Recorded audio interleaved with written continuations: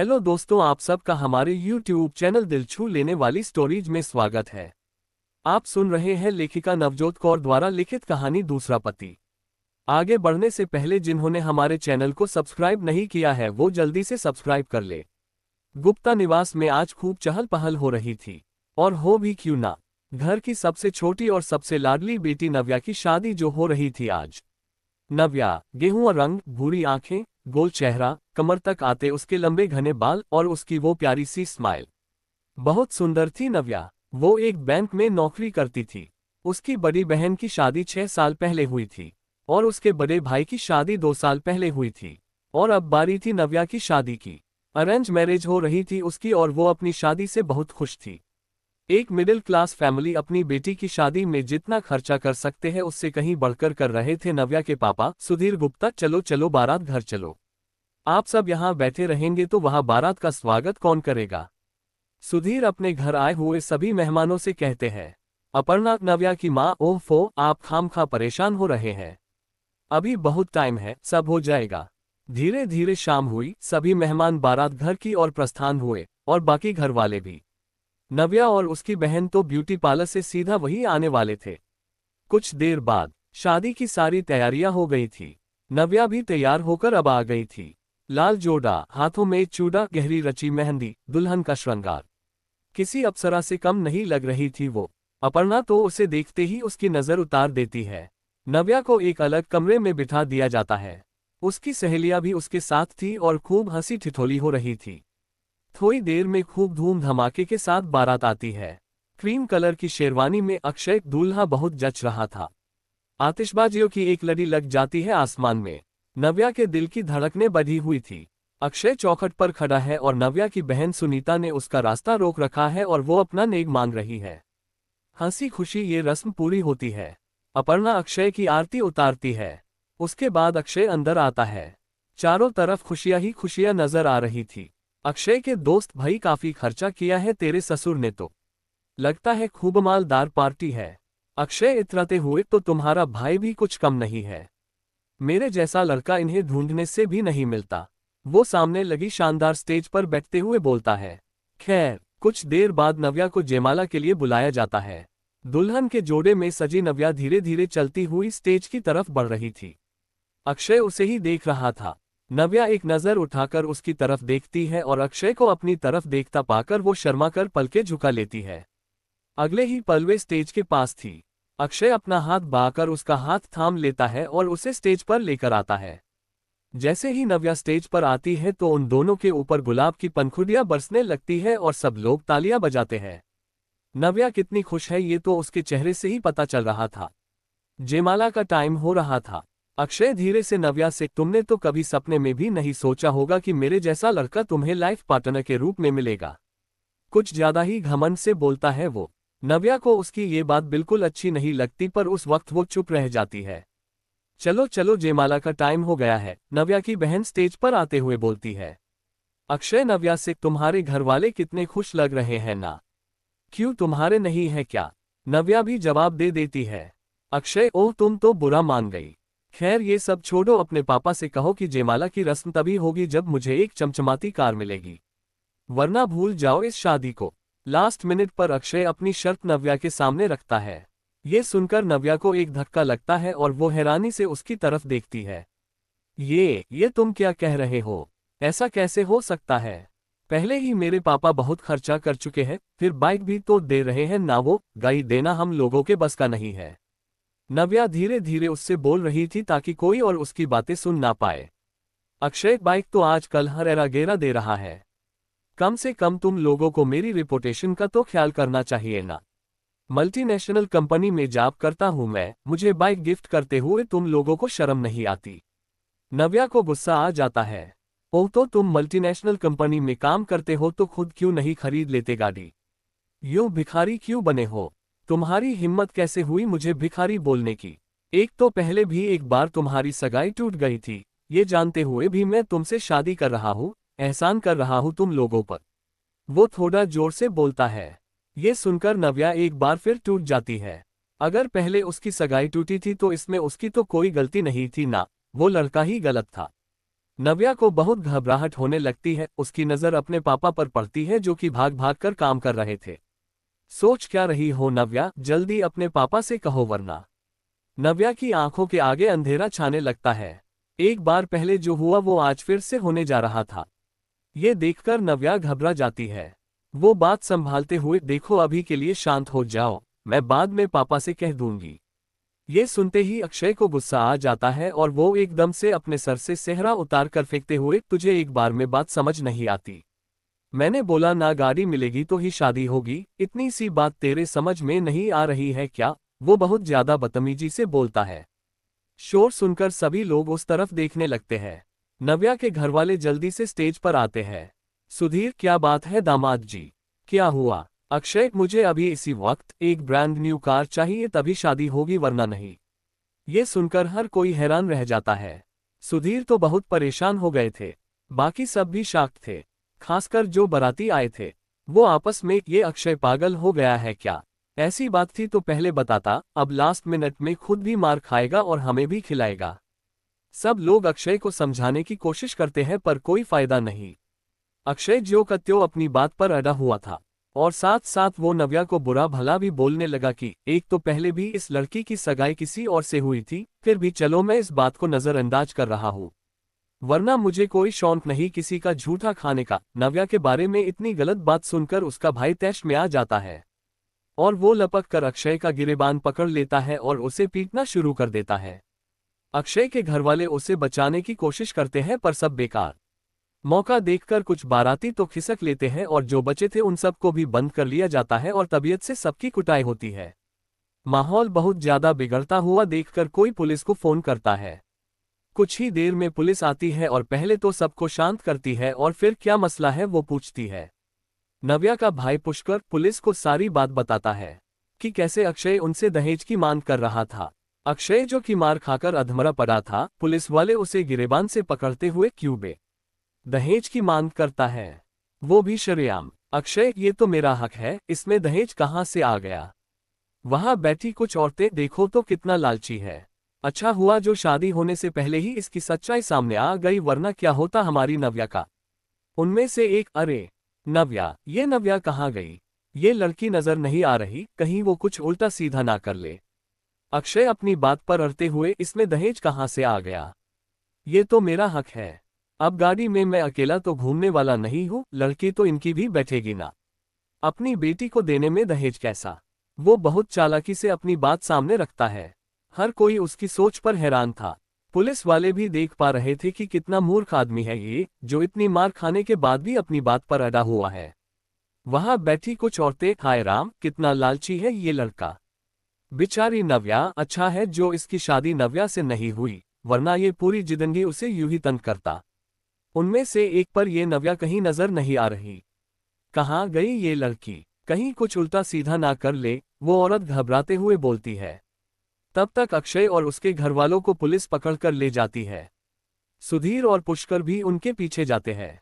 कुछ मेहमान भी जाते हैं अपना फर्ज पूरा करने। अरे नव्या को ढूंढो, कहाँ गई वो? एक अफरा तफरी मच जाती है चारों तरफ। सब जल्दी से नव्या को ढूंढने लगते हैं। तभी नव्या की भाभी कामिनी की नजर मंडप के पास बैठी नव्या पर पड़ती है, जो कि जमीन पर बैठी एक टक बिखरे हुए मंडप को देख रही थी।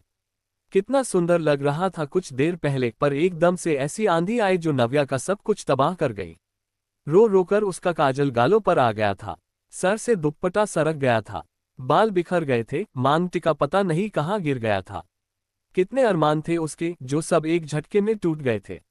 उसकी हालत देखकर उसकी मां अर्पणा की आंखों में आंसू आ जाते हैं। वो जल्दी से उसके पास जाकर उसे अपने सीने से लगा लेती है। नव्या भी किसी बच्चे की तरह उससे लिपट कर फूट फूट कर रोने लगती है। बस बस मेरी बच्ची, चुप हो जा, तू क्यों रोती है? वो तेरे लायक ही नहीं था, वो उसके आंसू साफ करते हुए बोलती है। कामिनी बहू, नव्या को घर ले चलो। कुछ ही देर में वो नव्या को घर ले जाते हैं। हर किसी को उसके साथ सहानुभूति थी।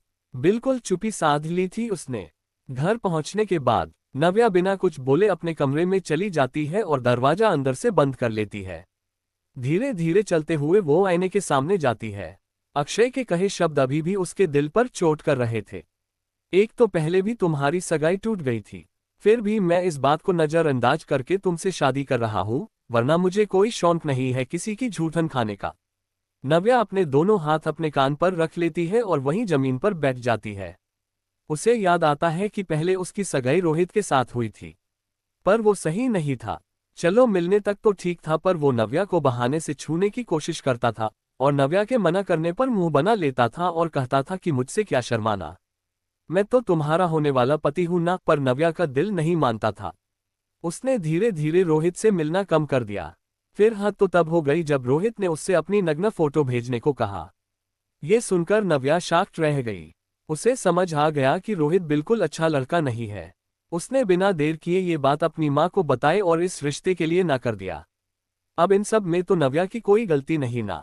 चलो वक्त बिता और ये बात आई गई हो गई, पर इस बिना गलती की सजा नव्या को इस तरह मिलेगी ये नहीं सोचा था उसने। एकदम से वो अपने गहने निकालकर एक तरफ फेंक देती है। हाथों में पहना चूड़ा निकालने लगती है, होठों पर लगी लिपस्टिक को हाथ से साफ करने लगती है और हाथों में गहरी रची मेहंदी को आपस में रगड़ने लगती है कि किसी भी तरह ये सब हट जाए। और ऐसा करते वक्त वो बुरी तरह रो रही थी, चीख रही थी, चिल्ला रही थी। उसके रोने की आवाजें बाहर तक सुनाई दे रही थी, जो कि उसके घरवालों का दिल दहला रही थी। तभी उसका भाई और पापा वापस घर आते हैं। नव्या की चीखें सुनकर उसके पापा बुरी तरह टूट जाते हैं। बेटी की शादी टूटने का सदमा तो उन्हें पहले ही लग गया था, बाकी रही सही कसर नव्या की हालत ने पूरी कर दी। बस एक प्राण नहीं निकले उनके, बाकी कोई कमी नहीं रह गई थी।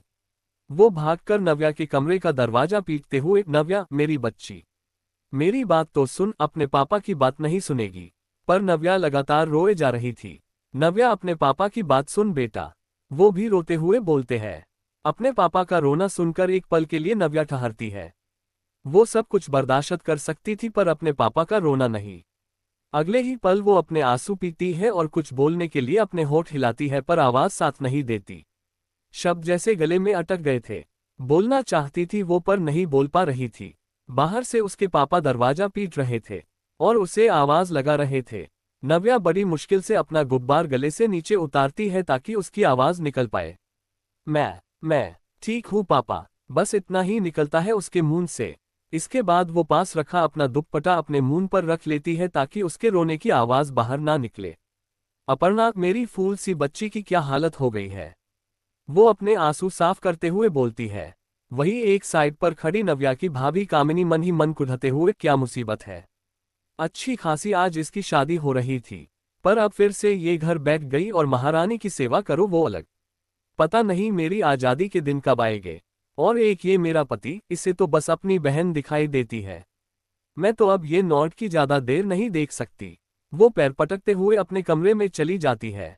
अपर्णा सुधीर के कंधे पर हाथ रखते हुए, उसे कुछ देर अकेला छोड़ दीजिए। सुधीर भी थके हुए कदमों के साथ अपने कमरे की तरफ बढ़ जाता है। थोड़ी देर पहले जिस घर में खुशियां ही खुशियां थी, वो घर अब कब मातम में बदला हुआ था। उधर पुलिस भी अक्षय की खूब खातिरदारी कर रही थी। उसके घर वाले मारे मारे फिर रहे थे कि हमारे बच्चे को छोड़ दो। दहेज का केस है मैडम, वो भी शरेआम मांग रहा था। ये तो जेल से बाहर ना निकलने वाला। अब तो अक्षय के चेहरे पर भी डर नजर आने लगा था। ये रात थी जो कि खत्म होने का नाम नहीं ले रही थी। नव्या वैसे ही बैठे बैठी जमीन पर लुढ़क गई थी, पर नींद आंखों से कोसों दूर थी। आंखों के किनारे अब भी भीगे हुए थे। खैर 2 दिन बीत जाते हैं, पर इन 2 दिनों में नव्या ने एक बार भी अपने कमरे से बाहर कदम नहीं रखा। उसके माँ पापा उसके पास जाते, उसे समझाते और जबरदस्ती खाना भी खिला देते। उसका भाई भी उसे खूब स्नेह कर रहा था कि जो भी हुआ नव्या उससे भूल जाए। दिखावे के लिए कामिनी भी उसके पास जाकर उसको दिलासा देती है।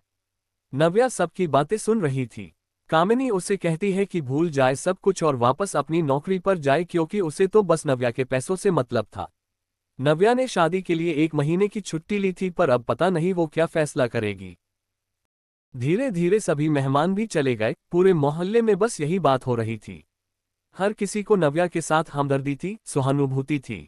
पर ये हमदर्दी, ये सहानुभूति कब गॉसिप और तानों में बदल गई, इसका पता नव्या को तब चला जब वो 1 हफ्ते बाद अपने काम के लिए निकली। नव्या ने शादी और बाद में हनीमून पर जाने के लिए बैंक से 1 महीने की छुट्टी ली थी। पर किस्मत को शायद कुछ और ही मंजूर था। 1 हफ्ते में वो घर से तो क्या अपने कमरे से बाहर नहीं निकली। कहीं ना कहीं अक्षय के शब्द अंदर से तोड़ गए थे उसको। एक तो पहले भी इसकी सगाई किसी और के साथ हो चुकी है, फिर भी मैं इस लड़की से शादी कर रहा हूँ, आसान कर रहा हूँ, वरना मुझे कोई शौक नहीं है किसी का झूठा खाने का। बस ये शब्द नव्या को उभरने नहीं दे रहे थे। वो एकदम बेजान सी हो गई थी। अपर्णा उसका बहुत ध्यान रख रही थी, जबकि कामिनी अंदर ही अंदर कुढ़ रही थी। इस वक्त वो रसोई में नाश्ता बना रही थी, मन ही मन बड़बड़ करते हुए, ये इस नव्या का बढ़िया नाटक है, महारानी की तरह अपने कमरे में आराम कर रही है और मैं यहाँ काम कर करके मरी जा रही हूँ। अब अपने सारे काम छोड़कर इसके लिए नाश्ता बनाओ। हो इतने में अपर्णा रसोई में आते हुए, कामिनी बेटा बन गया नाश्ता, ला मैं नव्या को खिला आओ। ये कहते हुए वो नाश्ते की प्लेट उठा लेती है। कामिनी झट से उसके हाथ से प्लेट वापस लेते हुए, मम्मी जी नव्या को नाश्ता में दे आओ, शायद मुझसे कुछ बात करे वो।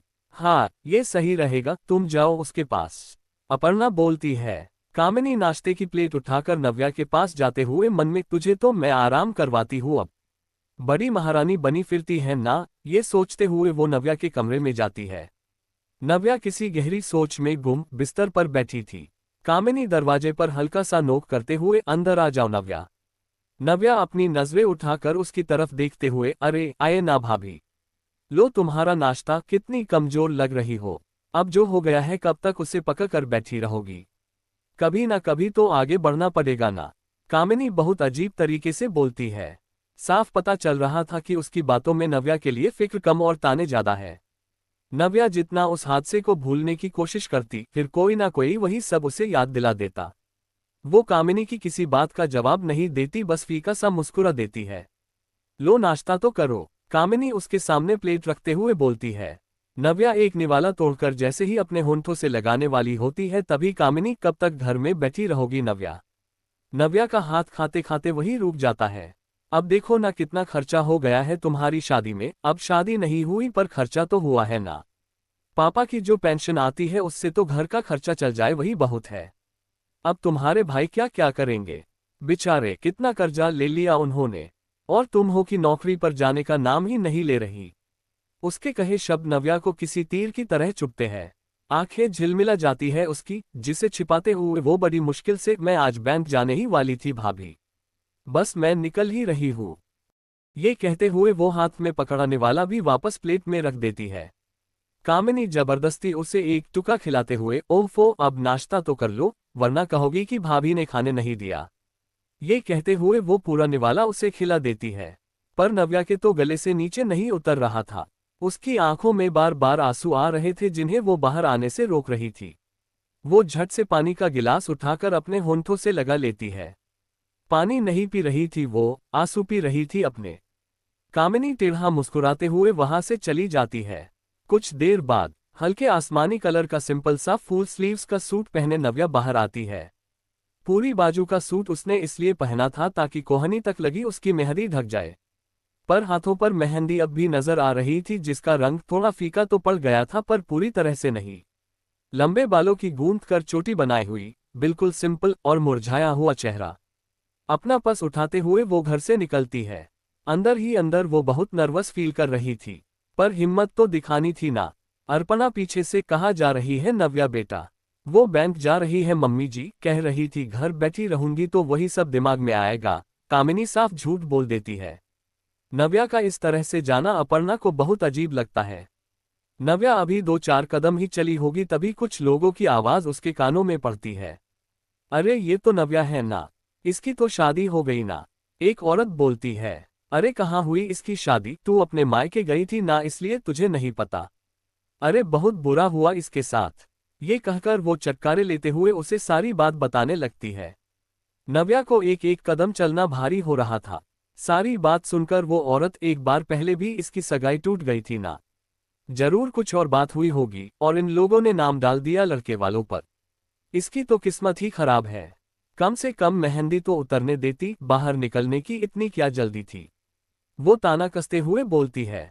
बड़ी मुश्किल से खुद को संभालते हुए नव्या तेज तेज कदम बढ़ाने लगती है। जितनी हिम्मत लेकर वो घर से निकली थी, वो सारी हिम्मत तो पहली सीढ़ी पर ही ढेर हो गई थी। अभी तो सफर शुरू हुआ था, अभी तो कितने लोग मिलेंगे और यही बातें करेंगे। कुछ होंगे जिन्हें सच में नव्या के साथ हमदर्दी होगी, पर कुछ लोग ऐसे होंगे जो मुंह पर कुछ और पीठ पीछे कुछ और। नव्या ये सब भूलना चाहेगी भी ना, तब भी ये लोग उसे भूलने नहीं देंगे, बल्कि वापस वही लाकर खड़ा कर देंगे। खैर किसी तरह वो ऑटो रिक्शा में बैठती है और बैंक के लिए निकल जाती है। दूसरी तरफ 1 हफ्ता हो गया था। अक्षय अभी भी जेल में था। उसके माँ बाप हर कोशिश कर रहे थे उसे जेल से बाहर निकालने की, पर सब बेकार। 1 हफ्ते से अक्षय के माँ बाप ने उसे देखा नहीं था। पुलिस वालों ने मिलने तक नहीं दिया था उनको। बड़ी मुश्किल से अक्षय की माँ मधु ने हाथ पैर जोड़कर पुलिस वालों से मिन्नत की थी, तब कहीं जाकर आज वो अक्षय से मिल पा रहे थे। कुछ ही देर में धीरे धीरे चलता हुआ अक्षय आता है। साफ पता चल रहा था कि अक्षय को कितना मारा है पुलिस वालों ने। उसकी हालत देखकर उसकी माँ फूट फूट कर रोने लगती है। वो रोते हुए, ये क्या किया तूने अक्षय? अपनी एक गलती की वजह से तूने अपनी पूरी जिंदगी तबाह कर ली। आखिर तुझे किस चीज की कमी थी? गाड़ी तो तू खुद भी खरीद सकता था ना, फिर क्या जरूरत थी यूं सबके सामने भिखारी बनने की? माँ, अक्षय एकदम से बोलता है, कुछ गलत तो नहीं कह रही हूं ना मैं। सब कितना अच्छा चल रहा था। नव्या जैसी सुंदर और समझदार लड़की तेरी जीवन साथी बनने वाली थी और तूने सब गवा दिया, अपनी और नव्या की जिंदगी खराब कर दी। शर्म नहीं आई तुझे? ये सुनते ही अक्षय अपने पापा की तरफ देखता है। बदले में उसके पापा अपनी नजरें नीची कर लेते हैं। मधु रोते हुए, आखिर क्या हासिल हुआ तुझे ये सब करके? मैं पापा की बातों में आ गया था माँ। पापा ने ही मुझसे कहा था ये सब करने के लिए, और ये भी कहा था कि लड़की वालों की मजबूरी है, लास्ट मिनट पर जो मांगो उन्हें वो देना ही पड़ेगा। ये सुनते ही मधु अपने पति की तरफ देखती है, जो कि अपनी गर्दन झुकाए खड़े थे, नजरें तक नहीं मिला पा रहे थे वो दोनों से। आप इतनी गिरी हुई हरकत करेंगे? आप? अच्छा आप समझी, पर इसमें गलती आपकी नहीं है, मेरी है, मेरे घरवालों की है। सालों पहले जब आपने भी इसी तरह मुझसे शादी करते वक्त दहेज मांगा था, आधे फेरे रोककर उसी वक्त आपको धक्के मारकर बाहर निकाल देते तो आज ये दिन नहीं देखना पड़ता। आपको लगा कि जो सालों पहले हो चुका है वो अब भी आराम से हो जाएगा, इसलिए आपने अपने बेटे की जिंदगी अपने ही हाथों से खराब कर दी। ये कहकर मधु वहां से रोते हुए चली जाती है। अब तो अक्षय को भी एहसास हो रहा था कि उसने कितनी बड़ी गलती की है। वो अपने पापा की तरफ देखता है जैसे शिकायत कर रहा हो। उसके पापा बिना उससे नजरें मिलाए, तुम चिंता मत करो, मैं कुछ करता हूँ, तुम्हें जल्द बाहर निकालता हूँ। इतना कहकर वो वहां से चला जाता है। नव्या भी अब बैंक पहुंच गई थी। सैकड़ों विचार चल रहे थे उसके मन में। उन औरतों की बातें अभी तक उसके कान में गूंज रही थी। मेहदी तो हटने देती, इतनी क्या जल्दी थी घर से बाहर निकलने की? नव्या का दिल तो किया कि वो वापस घर चली जाए। अगले ही पल उसकी भाभी के शब्द उसे याद आ जाते हैं। अब कितना खर्चा हो गया है तेरी शादी में? अब शादी नहीं हुई तो क्या, पर खर्चा तो हुआ है ना। अकेले क्या क्या करेंगे तुम्हारे भाई? और तुम हो कि काम पर जाने का नाम ही नहीं ले रही। ओ मैडम, उतरना नहीं है क्या? ऑटो वाला उसे आवाज लगाता है, जिससे नव्या होश में आती है। ऑटो वाले को पैसे देकर वो बैंक के अंदर जाने के लिए अपने कदम बढ़ाती है। एक हाथ की मुट्ठी कसी हुई थी और दूसरे हाथ से अपने पर्स को कसकर पकड़ रखा था। किसी तरह हिम्मत बटोरकर वो अंदर जाती है, और वही होता है जो उसने सोचा था। पूरे स्टाफ की नजरें नव्या पर, और साथ के साथ खुसुर पुसुर। अरे ये नव्या इतनी जल्दी आ भी गई? इसने तो 1 महीने के लिए छुट्टी ली थी ना। अब शादी ही नहीं हुई तो किस बात की छुट्टी? बेचारी, उसकी एक सहेली बोलती है। नव्या सबकी बातों को नजरअंदाज करते हुए आगे बढ़ती है और अपनी जगह पर जाकर बैठ जाती है। वहीं पर खड़े 2 लड़के जो कि नव्या पर चांस मारते थे, पर नव्या उन्हें घास तक नहीं डालती थी। हाय, कहा तो इसकी रातें रंगीन होने का टाइम आया था, और कहाँ ये, इतना कहकर वो दोनों हंस पड़ते हैं। उनकी कही बातें नव्या को तीर की तरह चुभ रही थी। वो उन लड़कों को जवाब देने ही वाली थी, तभी पियून वहां आता है और नव्या को देखकर, अरे मैडम आप इतनी जल्दी वापस आ गई? शादी के बाद घूमने नहीं गई? अब उस बेचारे को कुछ पता नहीं था तो उसने सीधे सीधे पूछ लिया। ये सुनकर वो दोनों लड़के और भी ज्यादा हंसते हुए, अब शादी हुई होती तो घूमने जाती ना? शर्म आनी चाहिए तुम दोनों को। अब जो भी हुआ उसमें नव्या की क्या गलती है? नव्या की एक सहेली उन लड़कों को लताड़ते हुए बोलती है, अरे तू हम पर क्यों भड़क रही है? अब हमें क्या पता किसकी गलती थी किसकी नहीं। हम तो वही बोल रहे हैं जो हमने सुना। अच्छा तो क्या सुना तुमने? जरा मैं भी तो सुनूं। नव्या की सहेली दोनों को घूरते हुए बोलती है। यही कि नव्या की पहले भी सगाई हुई थी, ये बात लड़के को पता लग गई और उसने शादी करने से मना कर दिया, और बदनामी के डर से इन लोगों ने दहेज का झूठा आरोप उस पर लगा दिया। ये सुनकर तो नव्या शॉक्ड रह जाती है। उसकी सहेली हाथ टूटी थी इसकी सगाई जो कि इसने खुद तोड़ी थी। अब वो लड़का ही गलत था तो इसमें वो लड़के बीच में ही ओह हो सारी दुनिया के गलत लड़के इसे ही मिल रहे हैं, भाई हद हो गई ये तो। अच्छा इत्तेफाक है। ये कहते हुए वो दोनों फिर हंसने लगते हैं और उनके साथ कुछ और लोग भी। नव्या को लगता है सब उस पर हंस रहे हैं, जो कि वो बिल्कुल बर्दाश्त नहीं कर पा रही थी।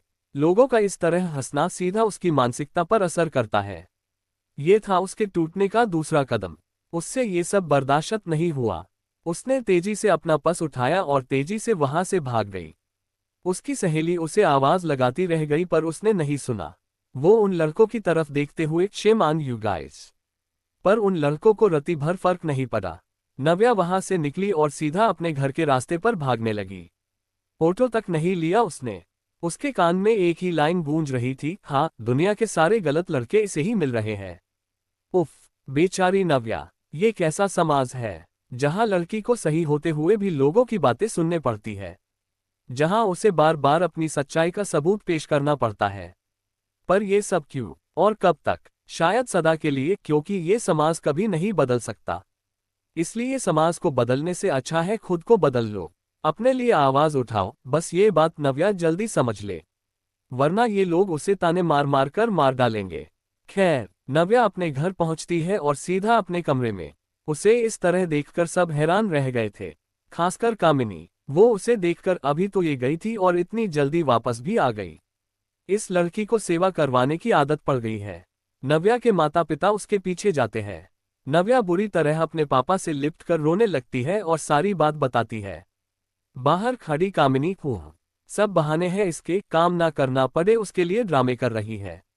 कह तो ऐसे रही है जैसे पूरी दुनिया इसी के पीछे पड़ी है। अपर्णा अपनी बच्ची को अपने सीने से लगा लेती है जबकि उसके पापा से उसकी हालत देखी नहीं जा रही थी तो वो थके कदमों से बाहर बैठक की तरफ चले गए। उनके पीछे पीछे कामिनी भी चली गई और वो अंदर जाते हुए देख लिया, पापा जी आपने अपनी जिद का नतीजा। मैंने कितना कहा कि नव्या की शादी मेरे चचेरे भाई रिंकू से कर दो पर आपने मेरी एक नहीं सुनी। रिंकू कोई लड़का है, पढ़ा लिखा भी कम है, ऊपर से रोज शराब पीता है।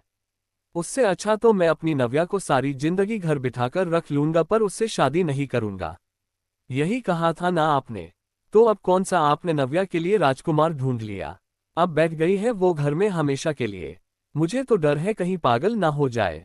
और इन सब के जिम्मेदार केवल आप हो पापा जी, केवल आप हो। सबके सब बैठ गए हैं मेरी सीने पर मूंग दलने के लिए। बड़बड़ करते हुए वो बाहर चली जाती है। उसकी बातें सीधा उनके दिल पर असर करती है। वो भी खुद को ही हर चीज का जिम्मेदार मानने लगे थे।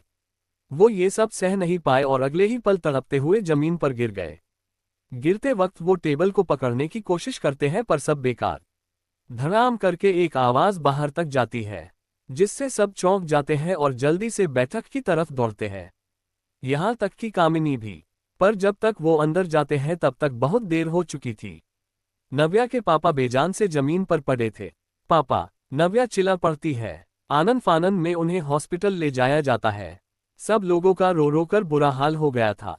कामिनी को अंदर ही अंदर ये डर सता रहा था कि अगर किसी को पता चल गया कि उसकी कही कड़वी बातों की वजह से ये सब हुआ है तो कोई छोड़ेगा नहीं उसे, खासकर पुष्कर।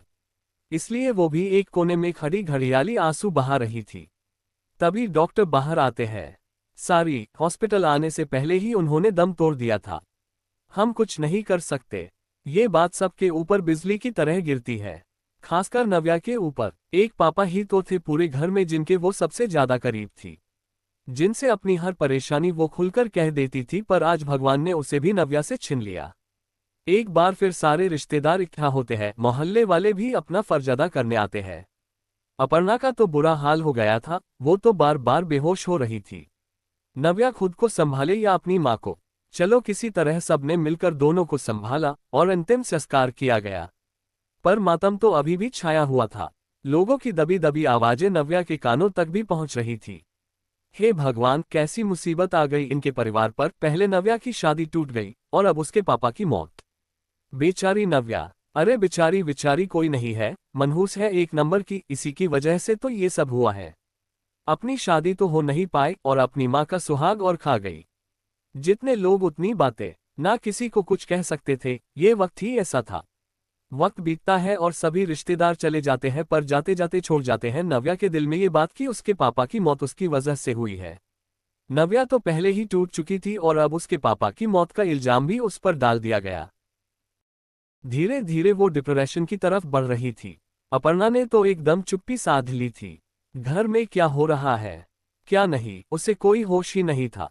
नव्या का हाल भी कुछ ऐसा था, नौकरी तक छोड़ दी थी उसने अपनी, और इसी मौके का फायदा उठाकर कामिनी ने पुष्कर के कान भरने भी शुरू कर दिए थे।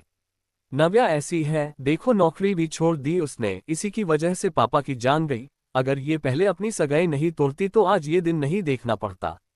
पुष्कर, ये तुम क्या कह रही हो कामिनी, वो लड़का ही गलत था।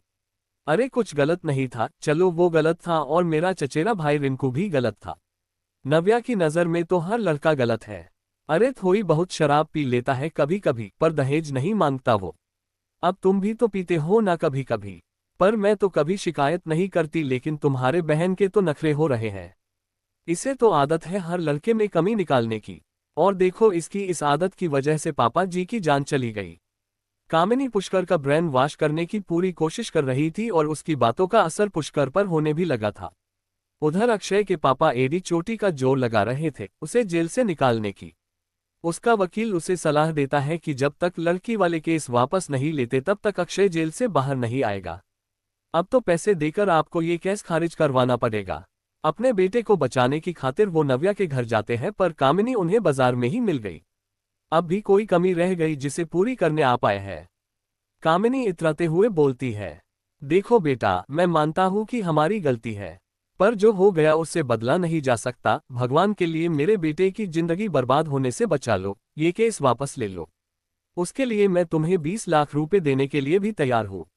20 लाख का नाम सुनते ही कामिनी की आंखों में चमक आ जाती है, मन में लालच आ जाता है। पहले तो वो मना करती है, पर फिर थोड़े नखरे करने के बाद वो उसे कह देती है कि वो नव्या को समझा देगी, आप आज रात को पैसे लेकर घर पर आ जाए। उसके बाद वो खुशी खुशी घर जाती है। पहले तो वो पुष्कर को अपने साथ शामिल करती है। फ्री का पैसा किसे बुरा लगता है, और अक्षय तो पहले ही कामिनी के रंग में रंग चुका था, उसे भी कामिनी की बात सही लगती है। चलो पुष्कर तो मान गया, अब बस नव्या को राजी करना है। मन ही मन कुछ सोचते हुए वो उसके पास जाती है और सीधा पॉइंट पर आते हुए, अक्षय के खिलाफ जो केस दर्ज किया है उसे तुम वापस ले लो। नव्या हैरानी से उसकी तरफ देखती है, ऐसे मत देखो मुझे, इसके बदले में वो 20 लाख दे रहे हैं। देखे है कभी तुमने 20 लाख?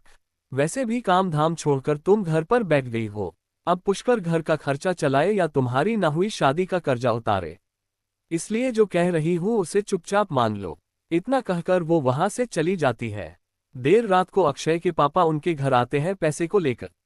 कामिनी तो खुशी से चहक रही थी। वो पैसों का बैग खोलकर कामिनी के सामने करता है। इतना पैसा देखकर तो उसकी आंखें फटी रह जाती है। नव्या तो राजी हो गई ना। कामिनी ललचाई नजरों से पैसों को देखते हुए, जी जी बस अब अक्षय जेल से बाहर होगा। वो पैसों के बैग पर हाथ रखते हुए बोलती है। तभी नव्या बाहर आती है और पैसों के बैग को उठाकर बाहर की तरफ फेंकते हुए, दफा हो जाए यहाँ से, जिस इंसान की वजह से मेरे पापा मुझसे दूर हुए, जिसने मेरी जिंदगी बर्बाद कर दी, मैं उससे बचा लूं, कभी नहीं। अपने ये पैसे उठाए और चलते बनिए यहाँ से, नव्या बहुत गुस्से से बोलती है। नव्या बेटा, चाहो तो और पैसे ले लो, पर मेरे बेटे को, आपके इन पैसों से मेरे पापा लौट कर आ सकते हैं क्या? नव्या दहाड़ते हुए बोलती है। नहीं ना, मेरे सब्र का इम्तिहान मत लीजिए, इससे पहले कि मैं धक्के मारकर आपको बाहर निकाल दूं, आप बस चले जाइए यहाँ से। नव्या को इतने गुस्से में शायद ही किसी ने देखा हो। अक्षय के पापा निराश से वहां से वापस चले जाते हैं। उनके जाते ही कामिनी नव्या पर बरस पड़ती है। मनहूस कही कि ये क्या किया तूने, घर आए लक्ष्मी को लात मार दी। ये कहते हुए वो एक थप्पड़ मार देती है नव्या के।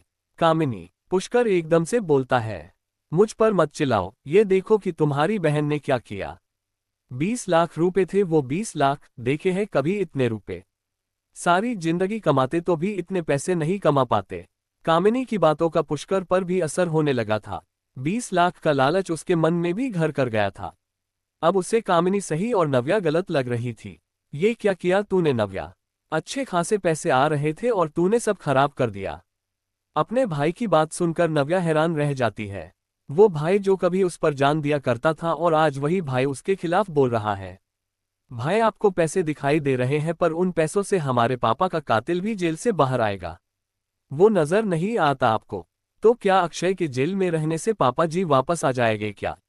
कामिनी जहर उगलते हुए बोलती है और पैर पटकती हुई अपने कमरे में चली जाती है। पुष्कर भी उसके पीछे पीछे जाता है। नव्या के कान में कामिनी के शब्द घूम रहे थे। तो अक्षय के जेल में रहने से पापा जी वापस आ जाएंगे क्या? बुरी तरह टूट गई थी नव्या, नफरत सी हो गई थी नव्या को अपने भाई भाभी से। कैसे लोग हैं ये, इतने गिरे हुए, इतने लालची। काश पापा मेरे साथ होते। आप मुझे छोड़कर क्यों चले गए पापा? वो सामने दीवार पर लगी अपने पापा की तस्वीर को देखते हुए बोलती है। इसके बाद वो अपनी माँ के पास जाती है जो कि अपने कमरे में आरामदायक कुर्सी पर बैठी सब सुन रही थी। नव्या उनके पास जाती है और उनकी गोद में सर रखकर रोने लगती है। उधर गुस्से से भरी हुई कामिनी अपने कमरे में जाती है। पुष्कर भी उसे मनाते हुए उसके पीछे जाता है।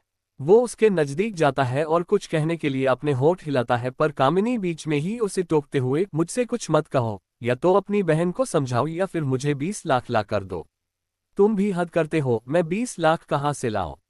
20 लाख हाथ से निकल गए, इस बात का तो अफसोस तो मुझे भी है। कामिनी तेवर दिखाते हुए, अच्छा तो फिर तुम मेरे और नव्या के बीच मत आओ। केस वापस लेने के लिए उसे कैसे राजी करना है ये मैं अच्छी तरह जानती हूँ। अच्छा बाबा, तुम्हें जो करना है करो, मैं कुछ नहीं बोलूंगा। ये सुनते ही कामिनी के फेस पर कुटिल मुस्कान तैर जाती है।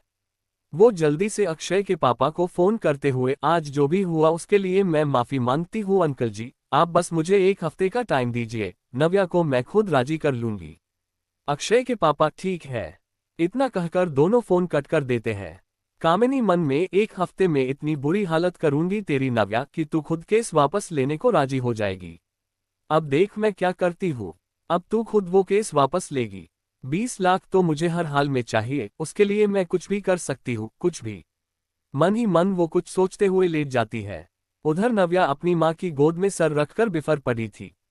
अपर्णा उसके सर पर हाथ फेरते हुए, ऐसी तो नहीं थी मेरी नव्या, डरना और हारना तो उसने सीखा ही नहीं था ना। हालातों से भागना भी मैंने उसे नहीं सिखाया था, फिर मेरी नव्या ऐसे कैसे हो गई?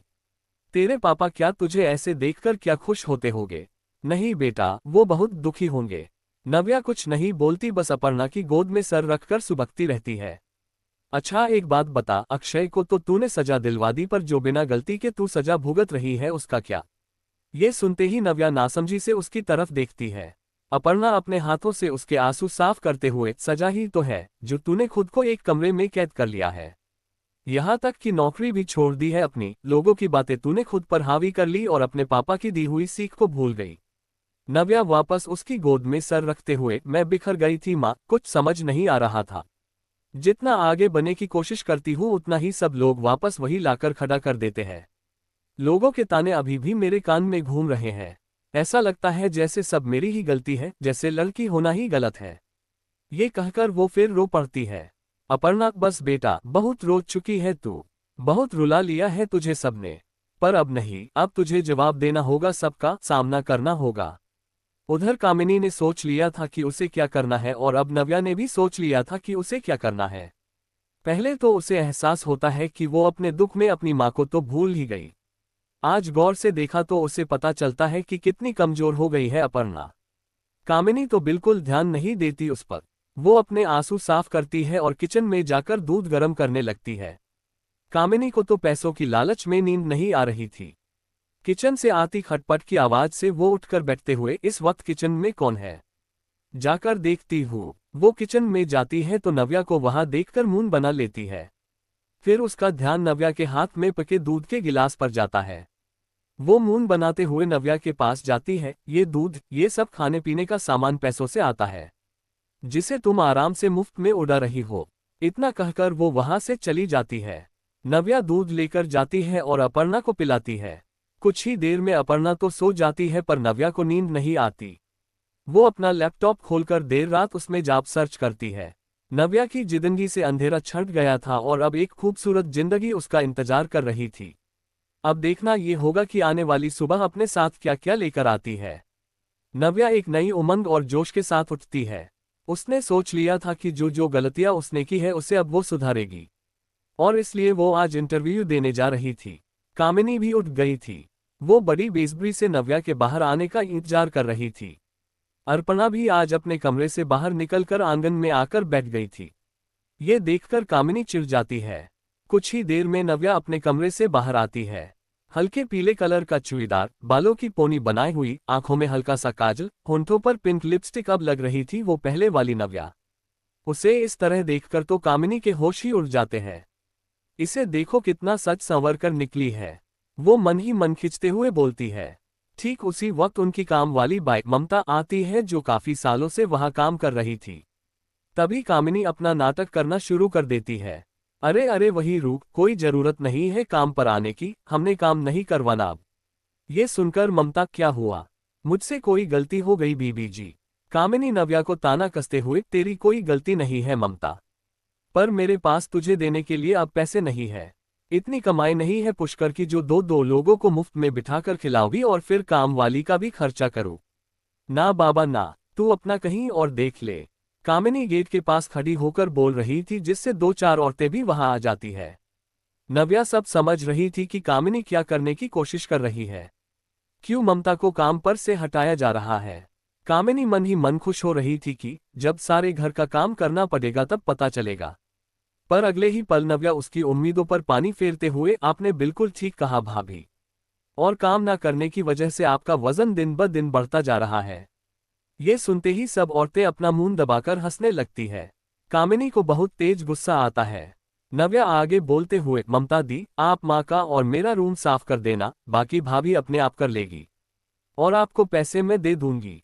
ठीक है नव्या। इतना कहकर ममता अपर्णा के कमरे में चली जाती है। इतनी औरतों के सामने कामिनी कुछ बोल ही नहीं पाती, वो अपने ही जाल में फंस जाती है। नव्या अपना दुपट्टा सही करते हुए घर से बाहर निकल जाती है और कामिनी बस उसे देखती रह जाती है। नव्या ऑटो में बैठती है और आगे बढ़ जाती है। ट्रैफिक बहुत था और उसे 11 बजे तक हर हाल में पहुंचना था। भैया थोड़ा सा तेज चलाओ, मुझे लेट हो जाएगा। ऑटो वाला थोड़ी स्पीड बढ़ा देता है और कुछ ही देर में नव्या एक ऑफिस के सामने पहुंचती है। वो ऑटो वाले को पैसे देकर बाहर निकलती है और सामने बनी बड़ी सी बिल्डिंग की तरफ चल देती है। वो अंदर जाती है। आप इंटरव्यू के लिए आए हैं?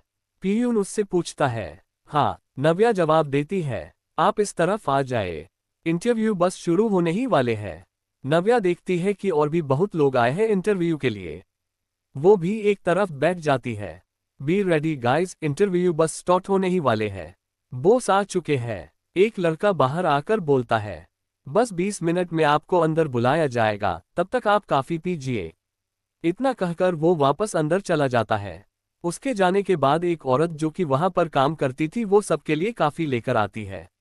जैसे ही वो कुछ कदम चलती है तभी वो चक्कर खाकर नीचे गिर जाती है। काफी भी नीचे गिर जाती है। कुछ लोग फटाफट से उसके पास जाते हैं, नव्या भी जाती है। पियून भी भागा आता है। अरे इन्हें क्या हुआ, लगता है जल्दी से हॉस्पिटल लेकर जाना पड़ेगा। पियून बोलता है, तो भाई जल्दी से ले जा। वहां खड़ा एक लड़का बोलता है। पियून, नहीं सर, मैं अपनी ड्यूटी छोड़कर नहीं जा सकता। हमारे पास बहुत बहुत गुस्सैल है, अगर पता चला कि मैं काम पर नहीं था तो मेरी नौकरी खा जाएंगे। आप में से कोई इन्हें ले जाओ। तभी अंदर से आवाज आती है, इंटरव्यू स्टार्ट हो गए हैं।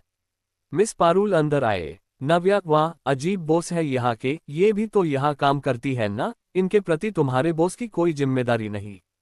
आह, आप मेरी मदद कर दो, मैं ले जाऊंगी इनको हॉस्पिटल। अरे मैडम, आपका इंटरव्यू, आपका नंबर बस आने ही वाला है, और अगर आप चली गई तो आपको जॉब नहीं मिलेगी। सो वॉट, मुझे ऐसे घटिया ऑफिस में काम करना भी नहीं है। इतना कहकर वो पियून की मदद से उस औरत को ऑटो रिक्शा में लेकर हॉस्पिटल की तरफ चली जाती है। बाकी सब वही खड़े होकर अपनी बारी का इंतजार करते हैं। नव्या के वहां से जाते ही वो पियून, चलिए चलिए आप लोग अपना टाइम वेस्ट मत कीजिए, उन मैडम को जॉब मिल गई है जो अभी यहाँ से गई। हमारे बॉस यही देखना चाहते थे कि आप लोगों में इंसानियत नाम की कोई चीज है या नहीं। अपने कैबिन में बैठा नयन कैमरे में सब देख रहा था। नव्या की बातें उसके कान में शोर कर रही थी। ये भी तो इस ऑफिस में काम करती है, इनके प्रति कोई जिम्मेदारी है उनकी या नहीं। मुझे ऐसे घटिया ऑफिस में काम नहीं करना। नयन के होंठों पर स्माइल आ जाती है। वो मुस्कुराते हुए, आई लाइक इट। बाहर सब लोग शोर मचा रहे थे कि ऐसा कैसे हो सकता है, ऐसे कोई इंटरव्यू नहीं होता। शोर सुनकर नयन बाहर आता है। क्या पर्सनैलिटी थी बंदे की, जिन लोगों में इंसानियत नहीं, उनके लिए मेरे ऑफिस में कोई जगह नहीं। आप सब जा सकते हैं। अपनी दमदार आवाज में वो ये बोलता है और फिर अपने कैबिन में चला जाता है। उधर नव्या उस औरत को लेकर हॉस्पिटल पहुंच जाती है। जाहिर सी बात है, जो हॉस्पिटल सबसे नजदीक था तो वो वही गई, और चूंकि सब कुछ पहले से तय था तो डॉक्टर्स बेहोश हुई महिला को देखते ही अंदर ले जाते हैं। नव्या भी साथ में ही थी। आप प्लीज जल्दी से जाकर फॉर्म भर दीजिए, एक नज उससे बोलती है। नव्या अपनी फाइल वहीं छोड़कर बाहर चली जाती है। उसके बाहर जाते ही वो महिला झट से अपनी आंखें खोलती है। नज उसे देखकर, मैम आप कमाल की एक्टिंग करती है। वो महिला कोई और नहीं, नयन की मां शांति थी। वो झट से नव्या की फाइल उठाकर रीड करने लगती है। कोई कमी तो थी ही नहीं, पर इन सब से भी ज्यादा शांति को नव्या की अच्छाई ने प्रभावित किया था। नव्या उनके लिए कितना परेशान हो गई थी, कितना ध्यान रख रही थी उनका। वो हैरान थी कि कोई इतना अच्छा भी हो सकता है जो बिना किसी स्वार्थ के किसी की मदद करे। बाहर नव्या मन ही मन परेशान थी कि अगर नौकरी नहीं मिली तो कामिनी उसका जीना हराम कर देगी। उसे अपनी फिक्र नहीं थी, पर अपनी माँ की जरूर थी। यही सब सोचते हुए वो अंदर जाती है तो शांति को होश में आया देखकर वो जल्दी से उसके पास जाती है।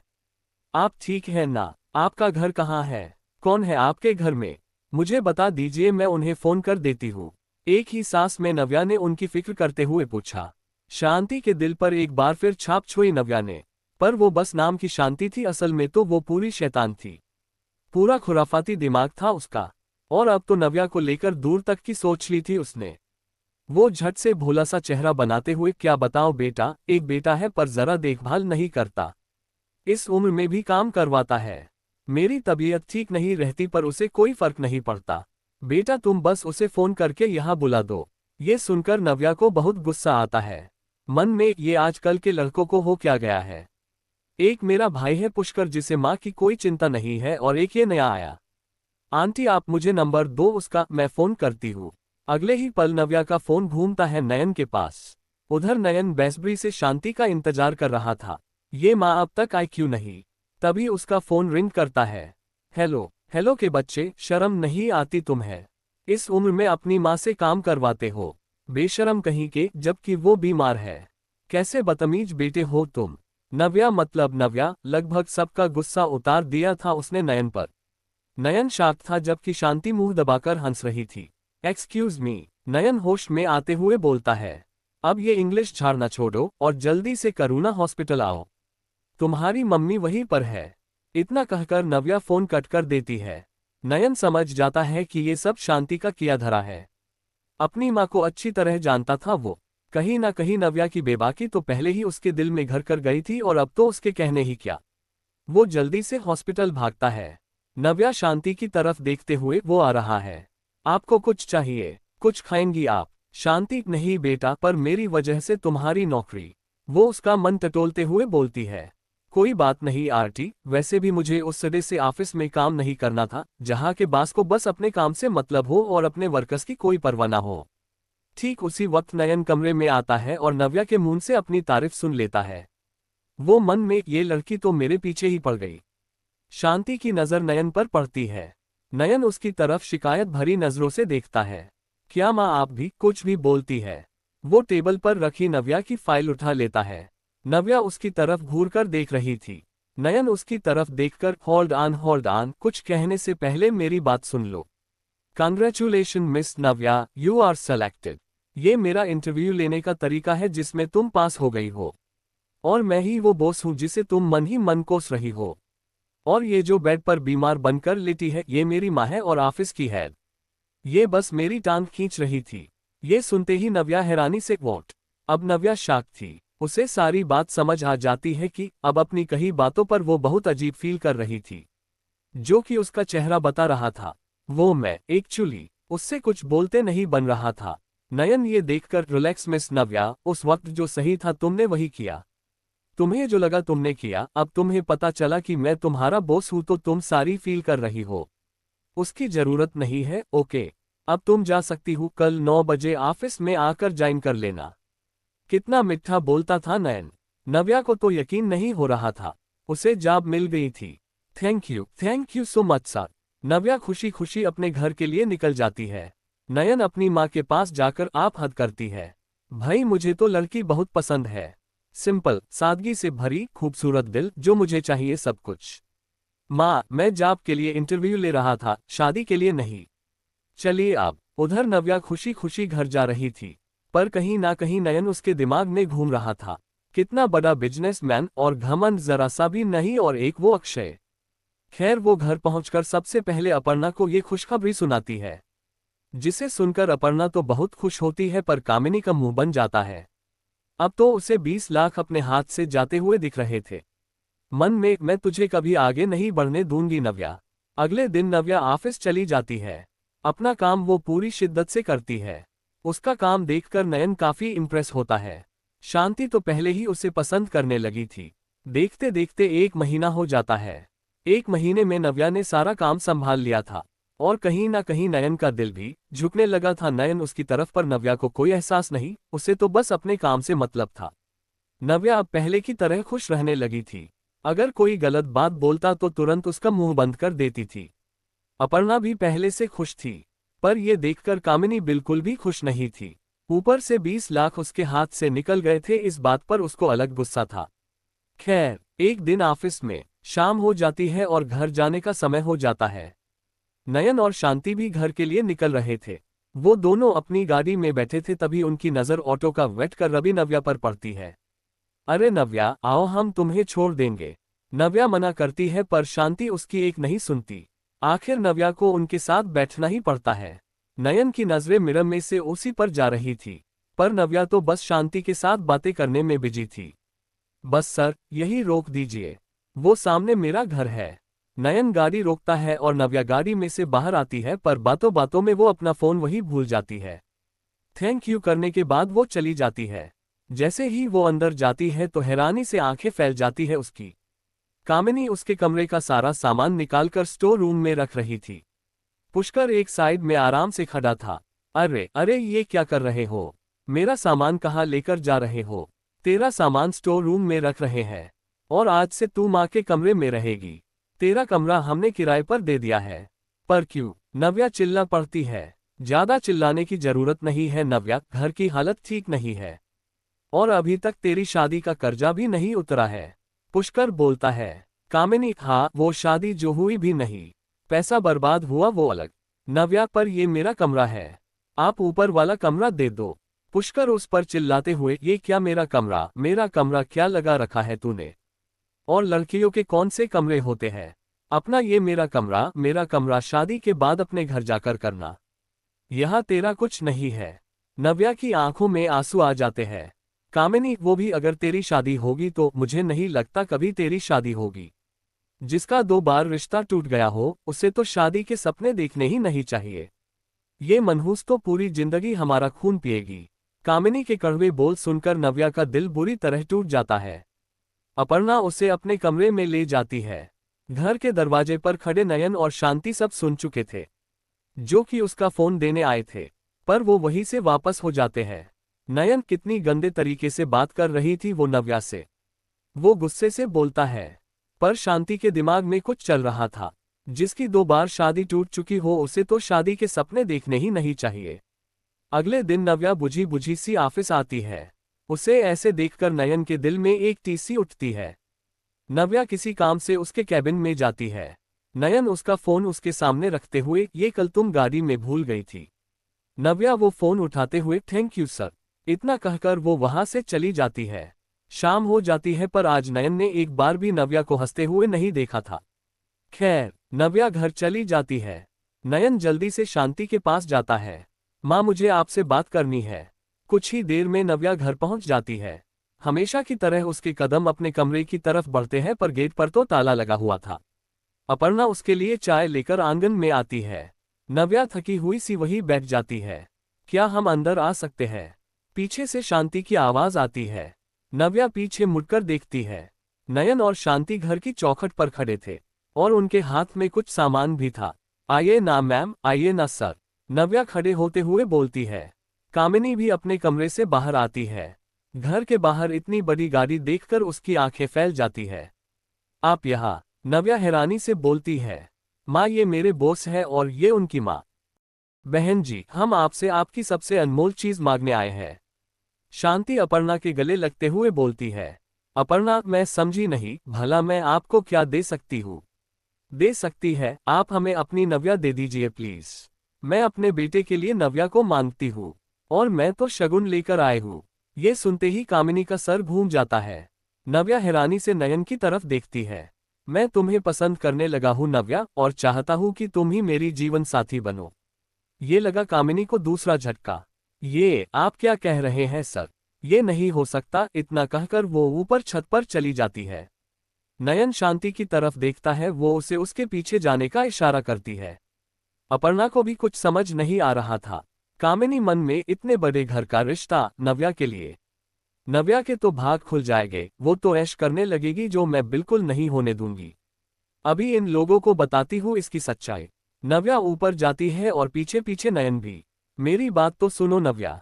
नहीं सर, आप जो चाहते हैं वो नहीं हो सकता। क्यों नहीं हो सकता? I really. नव्या बीच में ही, क्योंकि आप मेरे बारे में कुछ नहीं जानते। आप नहीं जानते कि पहले भी मेरी शादी टूट चुकी है। पहले भी किसी ने मुझे छोड़ दिया था। नयन एकदम से उसके करीब जाकर बोल लिया, हो गई तसल्ली।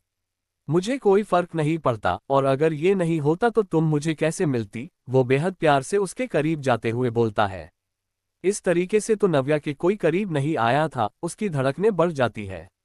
वो नयन की तरफ देखती है, उसकी आंखों में उसे अपने लिए प्यार ही प्यार नजर आता है।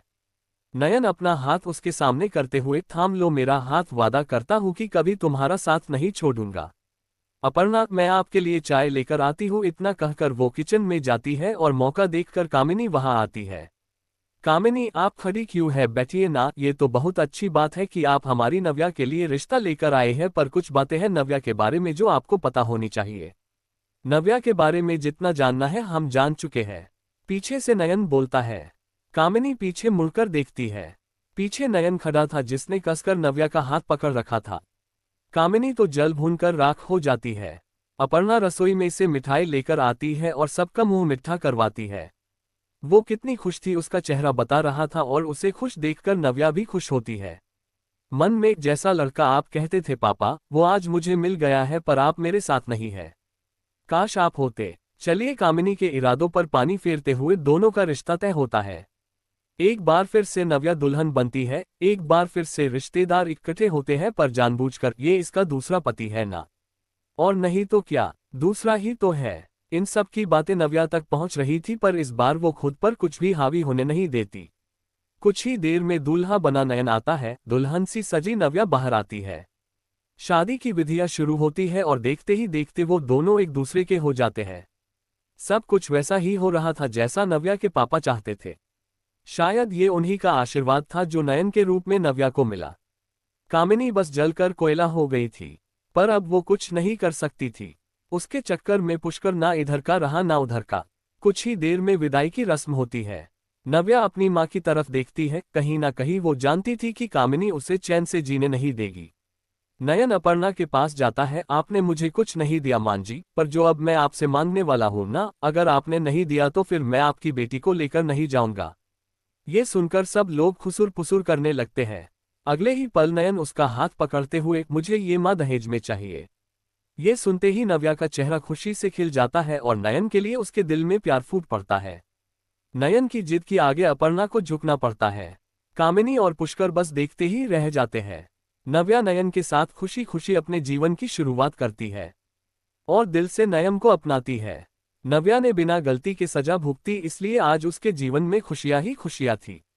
और अक्षय आज भी जेल में सड़ रहा है, और ऐसे लोगों को वही रहना चाहिए। इसी के साथ कहानी को विराम देते हैं।